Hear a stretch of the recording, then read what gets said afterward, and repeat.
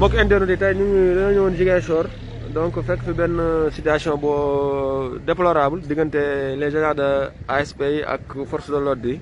Je pense que def nañ fi benn affrontement tey ñu ñëwoon gis la version des ASP lan moo tax ñuy ñaxtu ak lan moo tax ñuy affronter les forces de l'ordre donc sëñ bi ñu ngi lay nuyu. waaw ñu ngi lay fay di la ziaru. yéen a ngi jàmm. sant yàlla bu donc ñu ngi Ziguinchor tey le 15. donc tey dañoo ñëw gis leen ngeen di def affrontement yéen ak force de l'ordre yi dañoo bëggoon nga wax ñu affrontement bi lan moo ko indi ak lan moo ko waral lan mooy seeni ñaxtu. bon d'abord dañ leen di nuyu gërëm leen nuyu askan Sénégal yëpp en fait bis bu tey bis bu nga xam ne dañ ko tànn ci ay fan yu néew léegi ne tey au niveau national képp kii ASP dañuy gën a dox ñaxtu boobu nag du daleen lu dul am rek naxar bu nekk si ñun ñu bëgg a wone naxar boobu nag biñ koy xalaat niñ koy wone petit c'est dans la paix maanaam marche pacifique nañu laaj ñëw taxaw dox ñaxtu wax li nga xam ne moo ñu naxar liñ naxar nag du dara considération ASP amuñu ko prise en charge bu baax ASP amuñu ko payoor bu baax ASP amuñu ko plan de carrière ASP amuñu ko pérennisation du modèle ñoom ñoo ko waxoon ASP amuñu ko ñu jékki-jékki ñu ñëwaat naan ñu port spécial loolu it amatul au fait ñu ngi nii di liggéey pendant 8 ans ferme 2 ans renouvelé ko 2 ans boo demaat 2 ans ba ñu ngi 8 ans nii may wax ak yow nii à l'instant nii nous sommes en 9e année ñu nekk ci benn période c'est comme si ay nit yi taxaw benn place rek di leen marquer le pas amul dem kanam amul dikk gannaaw du grade amul dara ñu nekk fu nii doo wax ak ñoom ba ñu uyu la du ñu wax ak yow motivation zéro léegi loolu moo ñu taxoon wàcc ci yoon bi wàccuñu nag pour fitnal kenn wàccuñu pour tere benn mouvement ci réew bi dañoo wàcc ne serait-ce que dox sunu dox tout tranquillement dans la paix pour rek wax lu ñu naxar ne serait-ce que nit ñi dégg ñu xool booyee am na ñu nekk ci néew bi pare pour jàppale ñu jàppale ñu ci loolu rek moo tax suñu dox léegi li tax nag affrontement yi am c'est par rapport ak l'autorité préfectorale ñun tëbuñu rek def marche dañoo njëkk a bind benn bataaxal jox ko préfet ci ay fan yu néew autorisé wuñu ñu ñëwaat bindaat bii autorisé wuñu ñu xool ne buñ naree toog di xaar ñu autorisé duñ ko mës a autorisé gis nga moo tax ñu taxaw def suñu marche te lenn itam may nañu ñu def ko c'est pas parce que on porte la tenue qu'on n'est pas autorisé de faire une marche saa bu ñu jël français bi di ko tartufier bëgg a nax nit ñi yaa ngi may dégg li may wax ñoo ngi ne ñun duñu homme de tenue duñu gendarme duñu policier nous sommes des engagés civiques yaa ngi may dégg alors ay engagés civiques am nañu plein droit def marche léegi ñu jël tenue bi mbuboo ko jox ñu ko ñu sol en uniforme ñun en ancien militaire na xam ne ni ki ne yooyu bu am de tenue du ko def mais tenue bi nag nañu jël ñu solal ñu ko pour mun a barrer suñuy activité su ko defee buñ bëggoon taxaw def marche duñ ko mën a def léegi ci tenue bi lañu bëgg a basé wu ñu bëgg ñoo tere marche alors que ñoom ñoo wax ne nous sommes des engagés civiques qu'est-ce qu'il y a de plus lâche que ça nañ ñu wax c'est-à-dire que ñun lu ñuy laaj dafa simple nañ ñu gëstu ñu mën a am plan de carrière nañ ñu may payoor bu baax mënoo xëy di liggéey yor jabar yor doom yor toute une famille yaakaar ci yow te mënoo xëy wàcc ñuy dagg salaire nit ñi man qui vous parle à l'instant on m'a tiré mon salaire pour bonne raison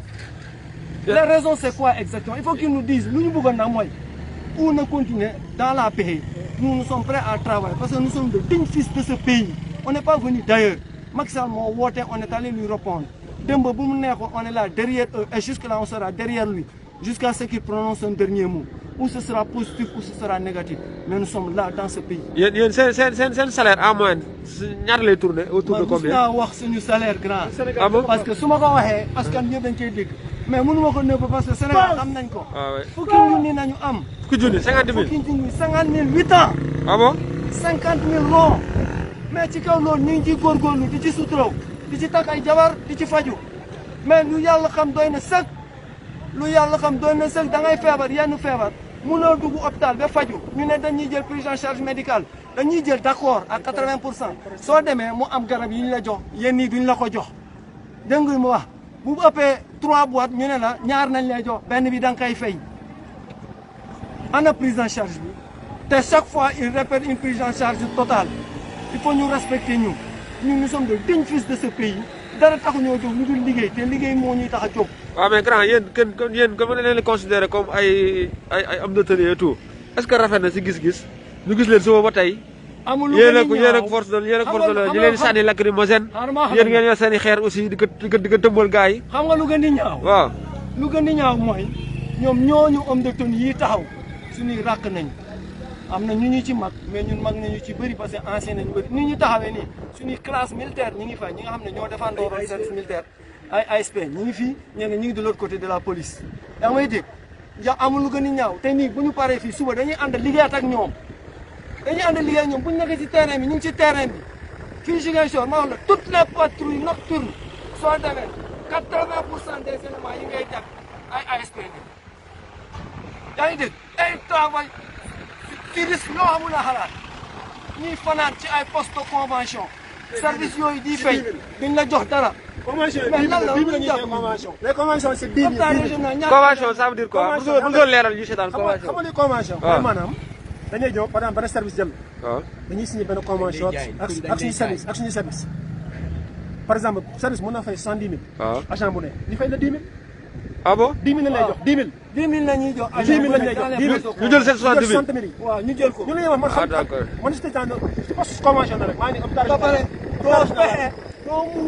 doo fexe doo muus ba gis contrat boobu. kon yéen dañ leen di arnaqué quoi waaw mu ngoog.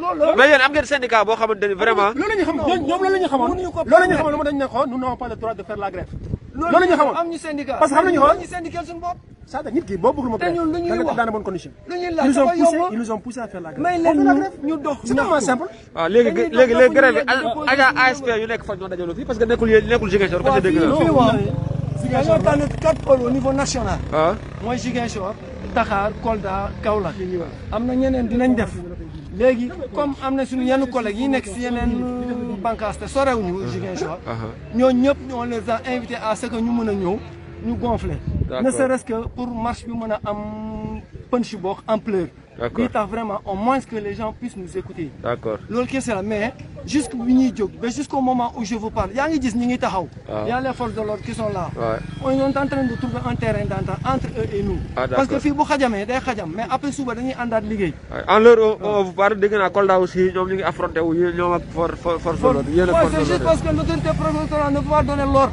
te loolu moo fi ñaaw mais dañu basé wu ma ñëw mais dañu bëgg a basé wu waaw si suñu benn article kii bi suñu statut bi wax naan on n'a pas droit à la marche on a droit à quoi maintenant on n'a pas droit à la marche on n'a pas droit à la parole on n'a pas droit à réclamer notre droit nous là on n'a aucun droit le seul droit que nous avons on nous donne des instructions et on fait waaw mais fi mu toll ça dans un pays de fi mu justice toll nii dafa mel ni li may gis ne force de l'ordre yi ak ASP ñooy waxtaan fële waaw ñooñu waxtaan parce que mooy li ma la waxoon si njëlbeen sànq sa force de l'ordre yi instruction na ñuy ñëwee ñoom ay ordre na ñuy ñëwee nous on a été dans l'armée on sait que c'est l'ordre d'accord ñoom mu neex leen mu naxari leen dañuy def rek li ñu leen sant d'accord mais ñun aussi on est là pour nous défendre et qu'ils sachent qu'on va nous défendre durement d'accord d'accord si jamais ils nous attaquent on va nous défendre durement parce que daa am ko ne loo ci yokk yow pour waaw acca bismillah waaw man damay sant yàlla quoi. waaw mbokk yi nan la fàttali nag yéen a ngi Kàcci Kàcci TV donc vraiment indoon na ni ñu ne ni ñaan ngeen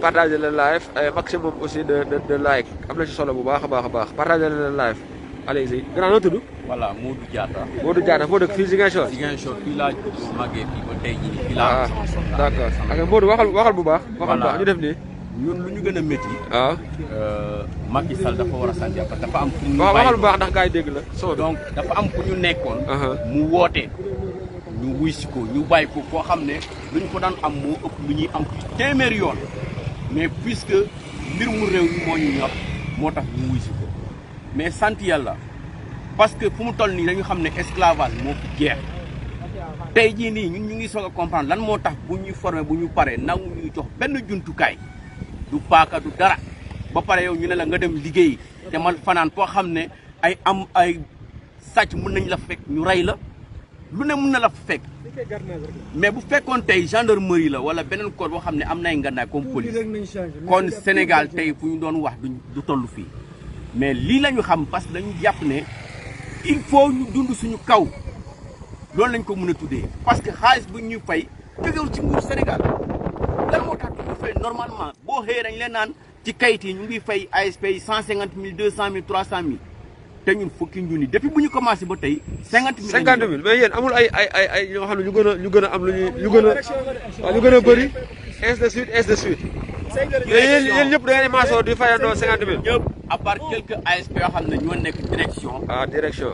fële Dakar. ah d' accord. ñoom lañu dégg ne am na ñuy laal lu ëpp 50 000. ah d' accord. waaw mais ñun ñu fi nekk ci terrain bi ak fu mu munti doon fukki junni la ñuy fayee.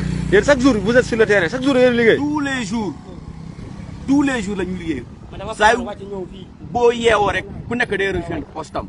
ah d' accord. yow yaa jël sa bopp en charge sa déplacement fi ngay liggéey duñu la jox ndox duñu la jox dara nga nekk foofu ba 17 heures nga ñibbi nga dox ñibbi yow yaa xam li nga bàyyi si kër. loolu yëpp weer bu dee ngeen am 50 000. fukki junni kese 50 000 donc loolu lañ ne dafa doy. au moment où mu ngi recruter ay volontaires di leen fay 90 000 100 000 ñun ñi nga xam ne def nañ 8 ans bien 9e année la ñu nekk nii mais luñ ko muñal dafa bëri.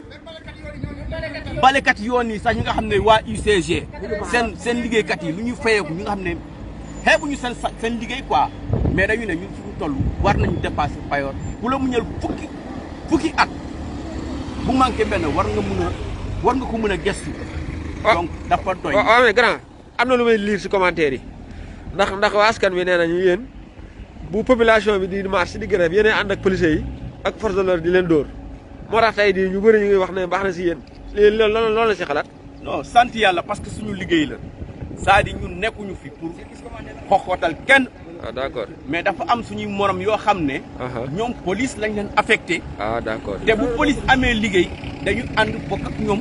liggéey bi ah d' accord. léegi nag comme nuñ ko waxee soble la donc ku nekk police ak ku nekkul police ñëpp la ñuy yemale mais seen liggéey rek la ñuy def. waaw donc buñ ko waxee ñun. maanaam service commandé la daal. service commandé la. dañ leen jox ay ordre ak ay instruction. ñun du ñu métti parce que dama xam ne ku wax loolu yow amoo jëkkër bu doon ASP wala amoo mbokku ASP. ah waaye peut-être ñuy wax loolu aussi dañoo gis ne seen rakk tamit ak seen i doom ak seen i jarbaat ñu gis ASP di leen xooxatal di leen kii tamit moo tax peut-être.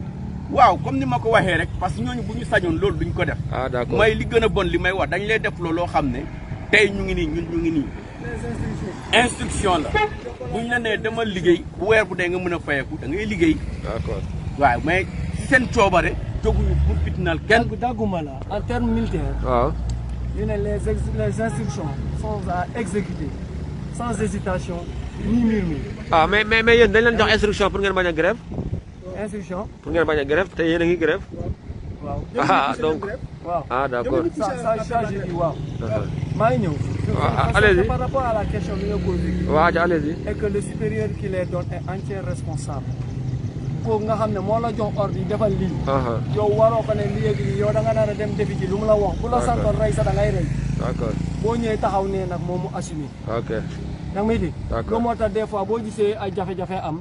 ASP yi nga xam ne comme kii nu mu la ko waxee sànq ñu c'est ceux-là qui sont affectés à la police. mun ñu bañ a dem parce que police day joxe ordre ñu ànd ak les éléments de la police dem couvrir événement boobu. d'accord d'accord. mais loolu taxu ñoo jóg xooxatal ak fitna taxul jóg kenn. dëgg la. la paix les ASP ont travaillé dans la citoyenneté. dëgg la dëgg la. waaw la citoyenneté parce que avant la tenue. nous sommes des citoyens de ce pays. dëgg la waaw léegi mafia bi léegi dernière question lay laaj ASP bëgg naa ngeen partager live bi au maximum bëgg naa lii ñuy wax nii Macky Sall jot si. les médias aussi comme Pape Alé Niang ñooñu ñëpp ñu partager ko Jotna TV vraiment bëggoon nañ message bii gars yi di lancé ndax gars yi sonal nañu vraiment magum jëmm père de famille.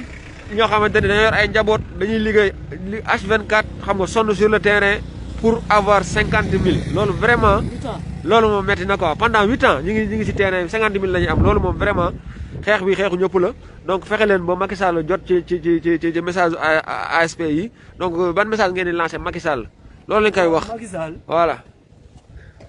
kilifa réew mi la lu ñuy wax lu ne dañ koy ñaan mu gëstu ñu lay doomam ne.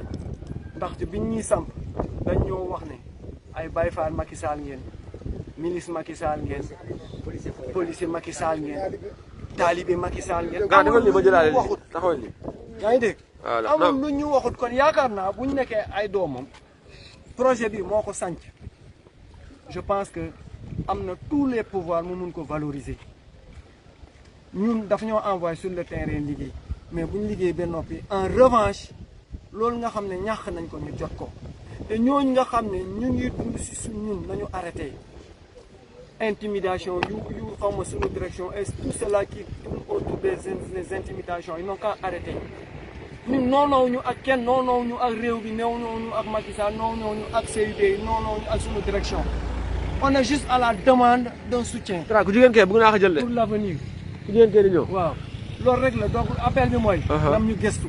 président Macky Sall nam ñu gëstu. d'accord sonn nañu xiif nañu mar nañu rafle nañu. fajoo ñu jànguñu. d'accord nam ñu wax fu ñu jëm. plan de carrière ni ñu bëgg. ngir yàlla ak yeneen su dee mën na ko. su ko mënul nag ñu xool fu ñu jëmal agence bi. dëgg la waaw. dëgg la waaw ñu leen sant ñu leen gërëm. jaajëf gars yi. j'espère que message bi moom xam naa dina jàll. yàlla leen Macky Sall saafaral seen i jàngoro quoi. donc maa ngi dem fee xool diggante force de l'ordre yi ak sa gars yi. maa ngi jëlaale ku jigéen kii comme que moom jigéen la. donc gars yi ñoo ko gisandoo tey Ziguinchor moom vraiment ce matin tàngoon na jër. mais on n'avait pas eu la possibilité de filmer les affrontements quoi. donc loolu moo tax. soxna si noo def. ça va yaa ngi si jàmm. donc tey dañoo ñëwoon pour xool événement bi nu mu demee kii bi affrontement yi entre yéen ak force de l'ordre yi mënoon interroger sa gars yi donc ñu wax ma seen xalaat affaire bi lu ko sabab lu ko kii ak lu ngeen a ñaxtu mais comme que yow jigéen nga donc ma bëggoon laa jox kàddu gi peut-être que nga waxtaan ak askan wi lan moo waral seen ñaxtu ak ban message ngay lancer son excellence le président monsieur Macky Sall. ñu ngi koy ñaan mu gëstu. waaw dangay wax si kaw wax si kaw. le président ñu ngi koy ñaan mu gëstu njabootam parce que lii moom moo ko créé te bu mu nee bu lancé appel ñun ñëpp dañoo bàyyi li ñu nekkoon parce que ku nekk amoon na fii mu jàpp ñu bàyyi lépp ñëw uyu ko kon nag bu balaa mu nekk fii def yi ay recrutement waroon na seet nu mu ñu casé moo gën barki démb boo Ndiaye mi ngi nii recruter ay balekat di leen fay ay 100 000 ñun combien d'années de volontariat ñu di ñu renouveler chaque année ñu ñuy renouveler foofu fan la am si ban loi la am ñu ngi koy ñaan ñu ngi koy lancer un appel lii gënaluñu ku liggéey 8 ans avec benn pécule maigre te nga yore njaboot ñun ñëpp ay responsable la ñu ngi koy ñaan nag li mu digg ak ñun na ko def. moom lan la diggee woon ak yéen. nee na daf ñuy defar corps spécial. d'accord daaw daf ñu defaat benn prolongement defal ñu benn contrat verbal binduñu ko fenn. d'accord dañoo bëgg nag li mu diggee ak ñun nañ ñu ko defaral ndax ñun lii du lu ñu gënal ñun liggéey la ñu bëgg moo tax ñu volontaire fi mu nekk ne xamuñu ñun fan la ñu ne ñii naan duñu ay volontaire ñii naan duñu ay kenn xamul lan. waaw ndax yéen a ngeen bëgg mu leeral seen statut quoi waaw leeral suñu statut. après mu casé ñu. casé leen maanaam mu yokk salaire yi. na yokk salaire yi. d'accord corps spécial moom moo ko wax lu jógewul si ñun si gémmiñam la jógee kon nag na ko def ni mu gën a gaawee loolu lañu bëgg. d'accord je vous remercie. ok merci beaucoup. waaw mbokk yi ñoo ko gisandoo donc tout en face de moi yéen ngi si hôpital régional bu Ziguinchor donc yéen a ngi gis force de l'ordre yi ne je pense que ñun amuñu fi mu toll nii carte de presse loolu moo tax duñu mën a egg ba foofu mais dana essayer dafa leen benn zoom sur image comme ça ngeen xool quoi.